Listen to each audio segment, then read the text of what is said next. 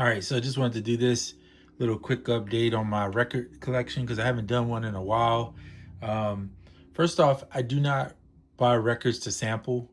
I tried that and I bought 100 in on at one point, and I realized the time it takes for me to sit and pull out the record player. By the way, my record player is right here. I have the Sound Burger, and I love this little thing. It's got Bluetooth. It's got the two speeds, power button, runs on a battery, so it's chargeable. So it doesn't take up a lot of space.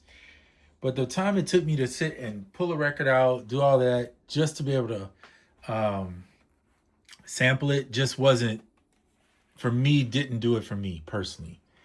I wish I could get my camera a little higher, but for right now, it's gonna have to do. So this is one I listen to a lot. The artist name is Aaron, and the song is called "Cozy You and Nice," or the album's called "Cozy You and Nice Other Things." So it's very much like an old school sounding record, but he's a young artist. I think this is his first album. Check him out if you get a chance. Again, that's Aaron. I'm gonna put him over here as I go. This is an album I used to work at a record store. I listened to so much, and he's still out making music. Jamie Cullum, 20 something, houses a lot of songs that I like. What a Difference a Day Makes was my grandmother's favorite song, so I kind of like that. These Are the Days is a hit. Of course, this was a really good album through and through, and he got discovered, if I remember right, by Pharrell playing at a little club, and he did Frontin', which was Pharrell's song. So really good album, double album, and got it so cheap on Amazon. These records were like 20 bucks a piece. So I pretty much got them dirt cheap.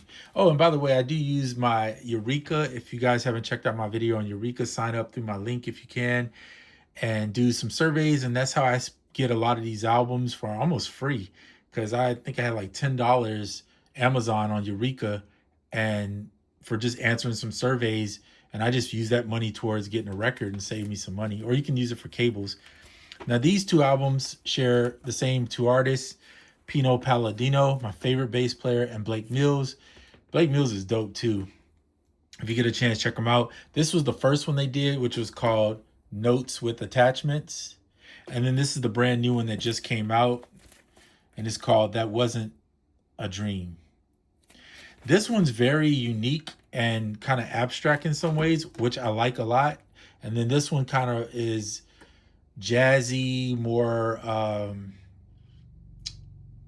I don't know. It's just really interesting. You need to just listen to them. If you haven't had a chance, they recorded this one in at the Sound City in Van Nuys, California, and it's just a really good record. Yeah, this cover is not super flashy looking. It's very basic looking, but the tracks are incredible, especially Just Wrong.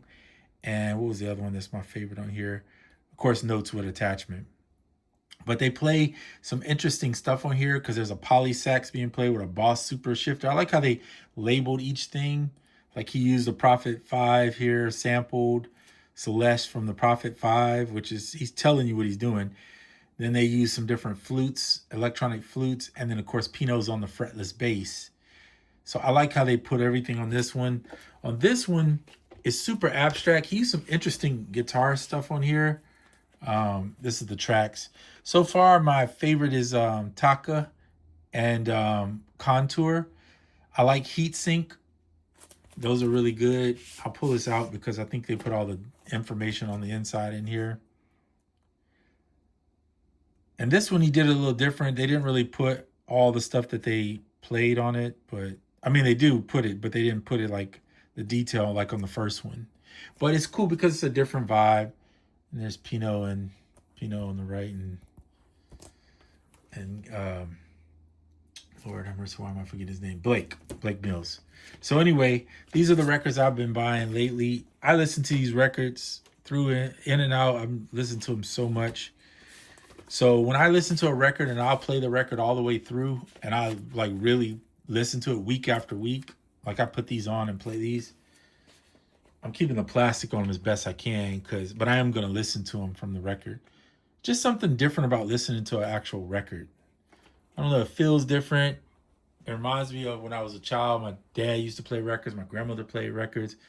So something about listening to a record that just puts you in a different mood. But I only get records that I'm willing to listen to the whole thing, not a record where I like one song on it. You know what I'm saying? Because then it's like, well, what's the point of buying that? Unless you're just really that hard. So this is probably the only thing I'd say I collect.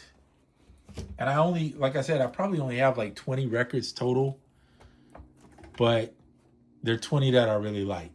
And I love listening to Pino Palladino play bass. I want to get his bass so bad, but it's so expensive. But maybe down the road when I can afford it, I'll get one. But I just wanted to share this with you guys. That's it for this video. I can't play their music right now for you because obviously it's copyright strikes, and I ain't trying to take that for it. But I love this artwork designed by, and it's just like a silver cover, so it's kind of funny. But anyway, great track. Check it out when you get a chance. I'm out.